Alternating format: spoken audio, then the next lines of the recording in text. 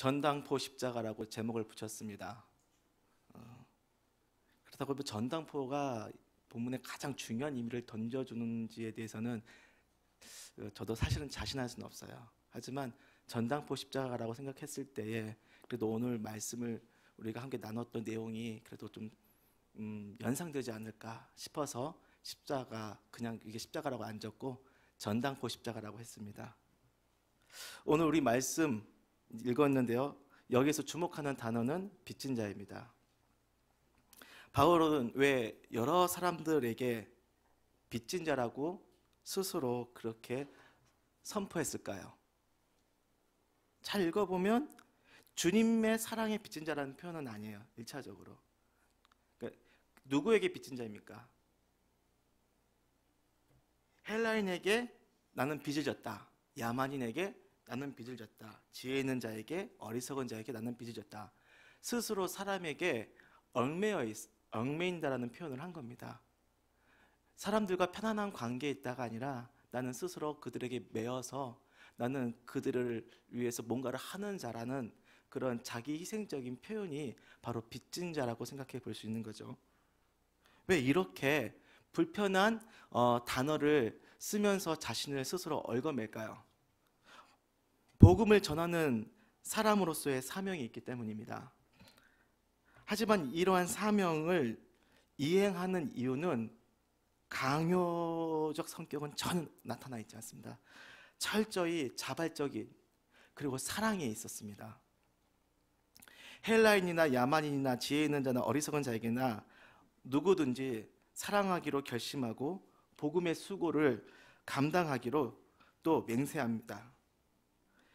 특히 네 종류의 사람을 얘기했는데요, 제 눈에 들어오는 사람이 있어요. 야만인.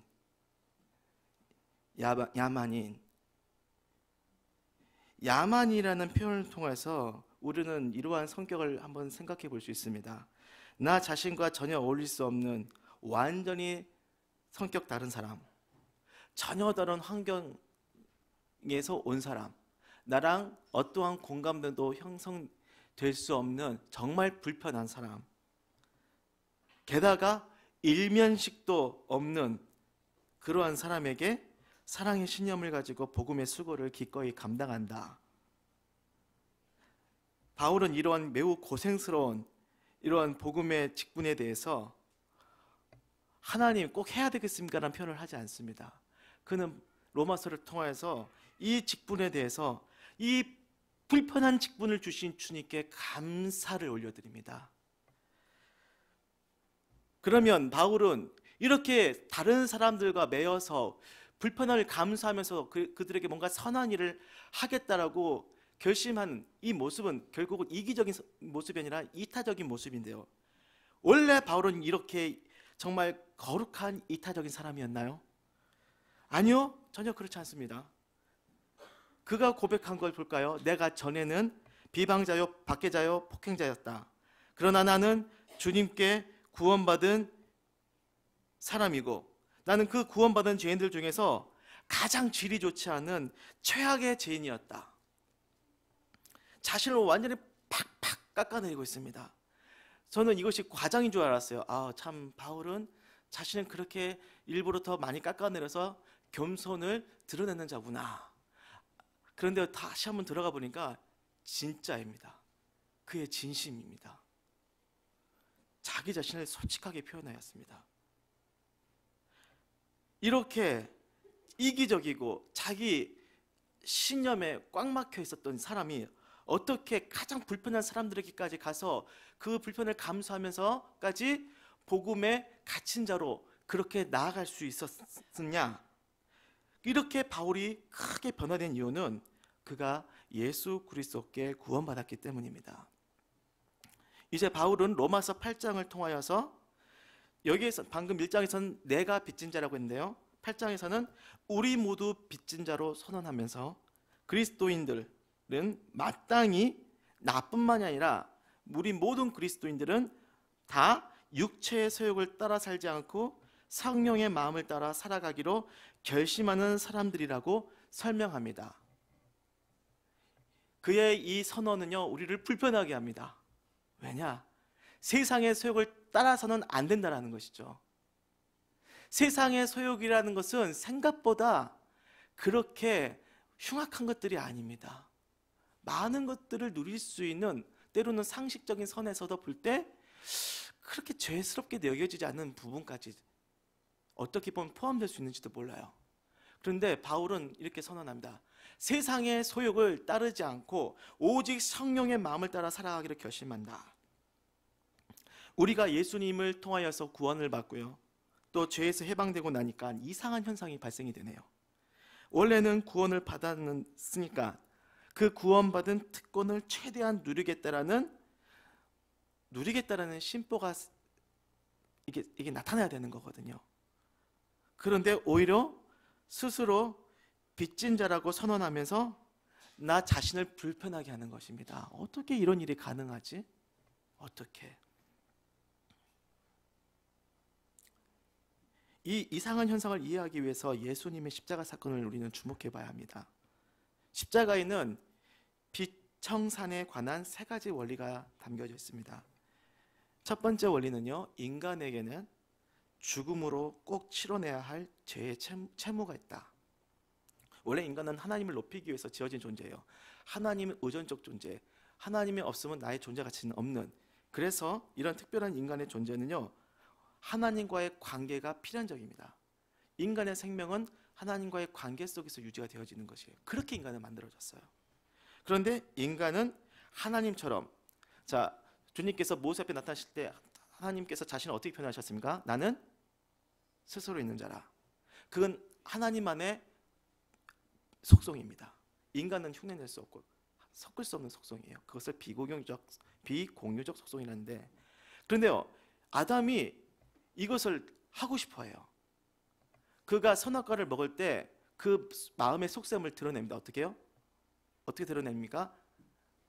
뱀이 유혹하죠. 네가 이 선악과를 먹으면 어떻게 된다? 하나님처럼 된다. 뭐냐? 네 스스로 존재하는 존재가 된다. 하나님 의지할 필요가 없다. 하나님처럼 되려고 하는 거예요, 진짜로. 그래서 먹어서 스스로 존재하게 됩니다. 어떻게 됐습니까? 스스로 존재하게 되면 인간은 어떻게 되는 줄 아십니까? 심장이 있죠? 그 심장을 떼어낸 순간 인간은 살아갑니까? 죽습니까? 죽지요. 아까 하나님과 인간과의 특별한 관계를 말씀드렸습니다.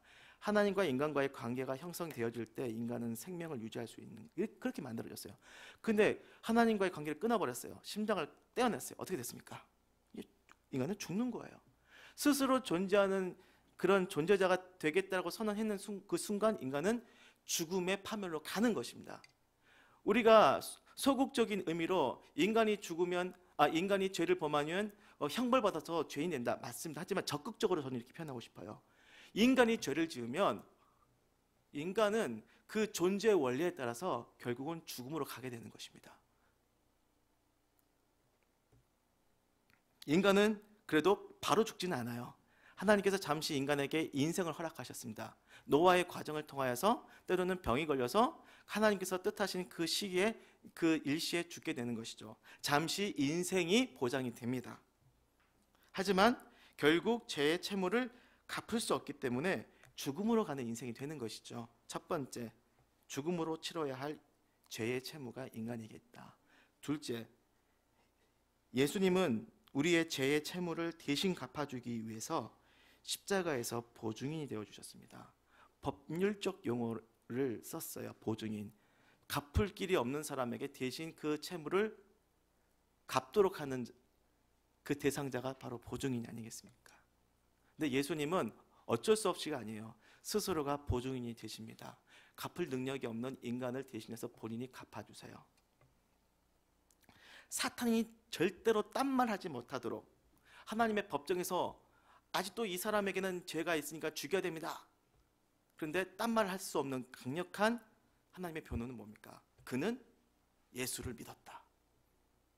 예수 그리스도의 보혈을 의지하면 인간의 죄는 완전히 탕감받게 되는 거예요. 완전하게 주님께서는 십자가에서 죄의 채무를 갚으셨습니다. 그 죄의 채무를 갚으심, 행동적 표현이 십체찌개에 찢겨지심, 십자가를 지심, 십자가에서 하나님께 버림받고 비참하게 죽으심, 이게 죄의 채무를 갚아주시는 행동들이십니다.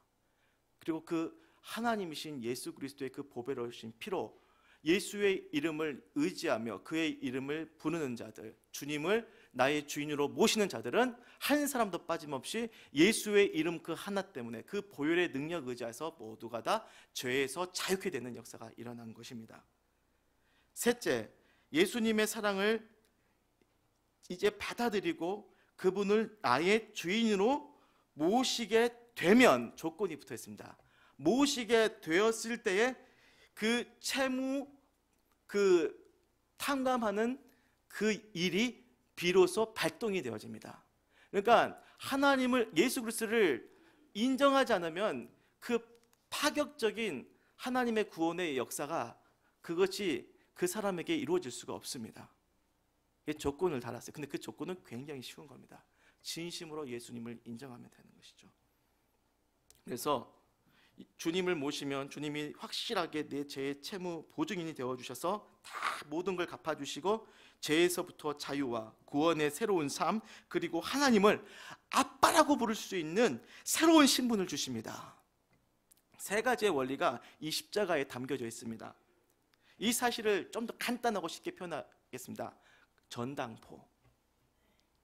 전당포는 급전이 필요할 때 자기의 물건을 채권의 담보로 전당 잡혀서 대신 전당포 주인에게 일정 금액을 빌릴 수 있는 것이죠. 하지만 나중에 그것을 갚아야 되는 것이죠. 이자 쳐서. 근데 갚지 못하면 어떻게 되는 것이죠? 이제 그것은 더 이상 내 것이 될 수가 없는 것이죠. 전당포 주인의 것이 되는 것입니다. 이 인생은 마치 목숨이 전당 잡혀서 최종 기일이 지나면 생명이 빼앗겨지는 것과 같습니다.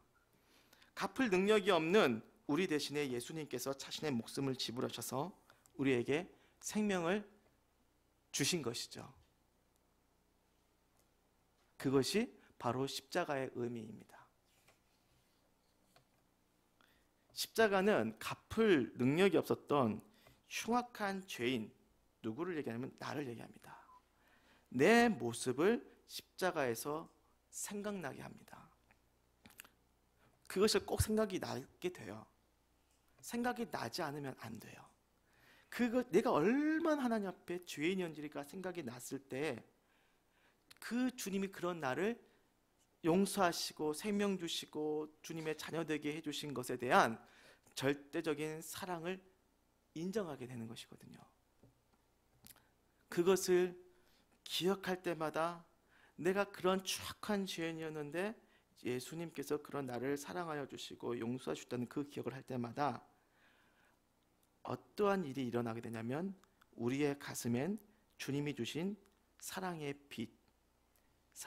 빛의 무게를 느끼게 되는 것입니다.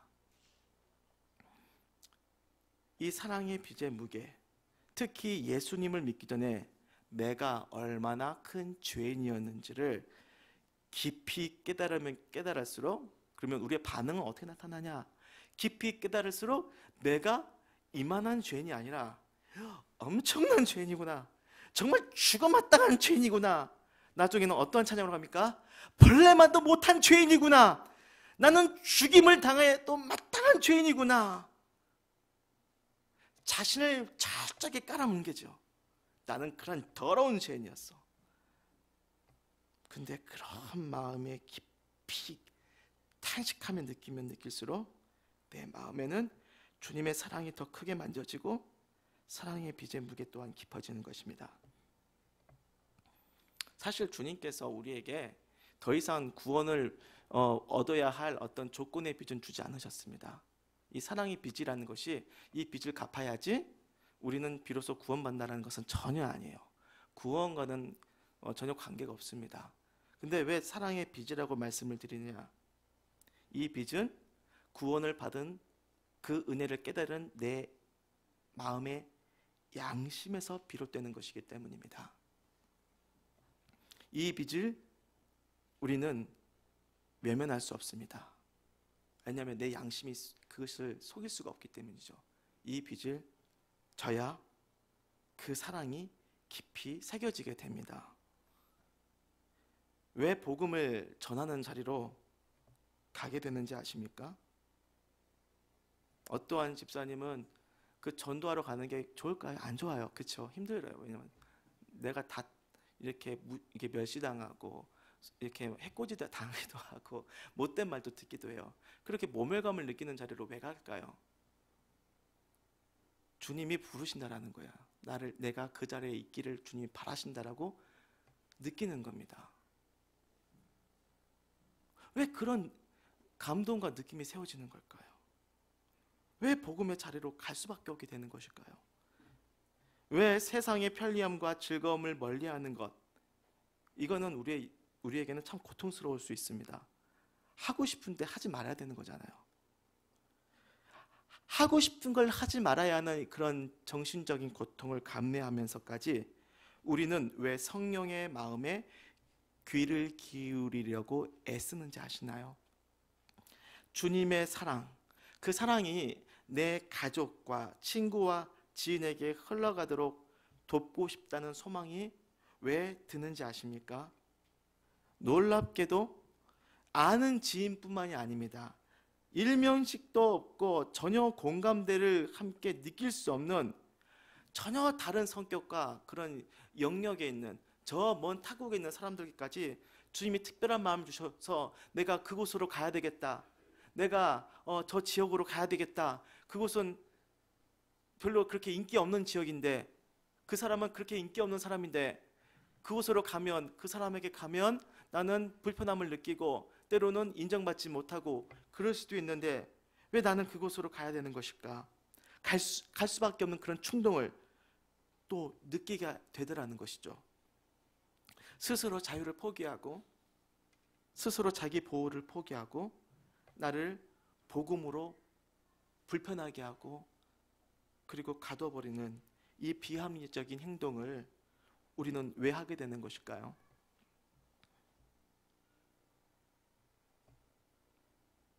주님의 사랑에 배신하고 싶지 않기 때문입니다.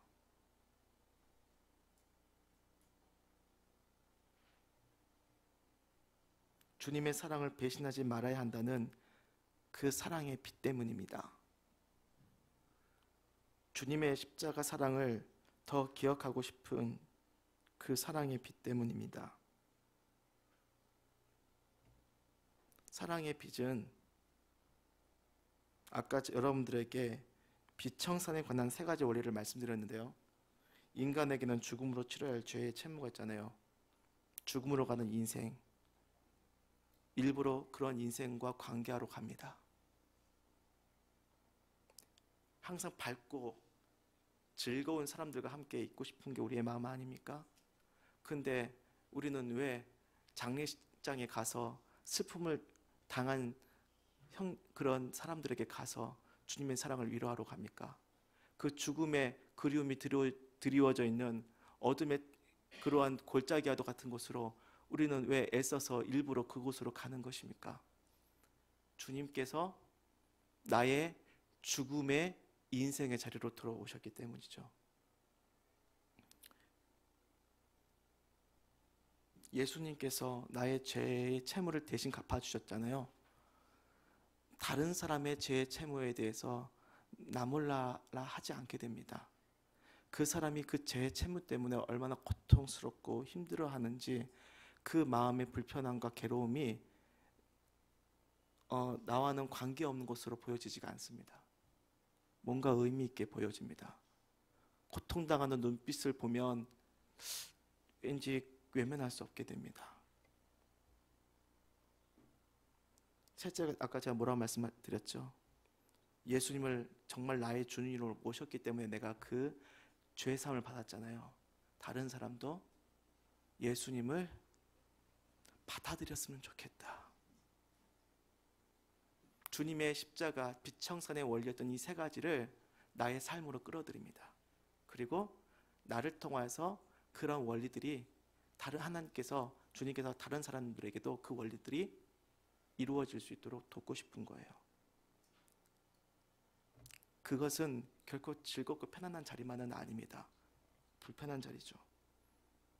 하지만 우리의 마음에는 사랑의 빚이 있습니다. 누가 지워주지 않은 거예요. 예수의 사랑 앞에 반응하는 나의 정직한 양심의 반응, 사랑의 빚. 그 사랑을 생각할 때에 나는 주님 앞에 정직해질 수밖에 없습니다. 나는 사랑받는 자임을 인정할 수밖에 없고, 그 사랑이 너무 크기 때문에 때로는 싫어요라는 마음이 들어도 그래도 가야 됩니다 라는 생각이 들게 되는 거죠. 왜냐? 주님의 사랑을 배신하지 말아야 한다는 사랑의 빚 때문에. 예수님을 배신했던 베드로, 전승에 의하면 여러분들이 많이 아는 전승이에요. 베드로는 다시 원래 도망 나왔는데 목숨을 연명하기 위해서 핍박을 피해서, 근데 예수님을 보게 되죠. 내가 도망 나왔던 그 도시로 다시 들어가시는. 그래서 베드로는 스스로 죽음으로 향해 다시 자리를 터내서, 방향을 터내서 그곳으로 가는 영화가 있지요. 그런 손해보는 일을. 왜요?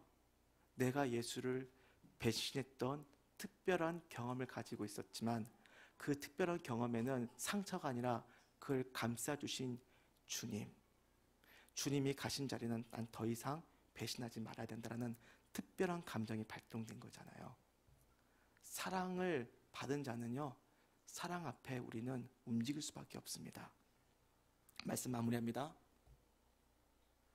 사랑의 빚의 실체는 주님의 사랑을 더 기억하고 싶어하고, 그 사랑을 더 붙들고 싶어서 거룩한 손해를 선택하는 것, 다른 사람에게도 나눠주고 싶어서 그 사랑을, 그래서 거룩한 손해를 선택하는 것, 사랑의 빚의 실체입니다. 여러분, 전당포 십자가를 기억해 주시기 바랍니다. 주님은 이미 우리의 죄의 채무를 다 갚아주셨어요.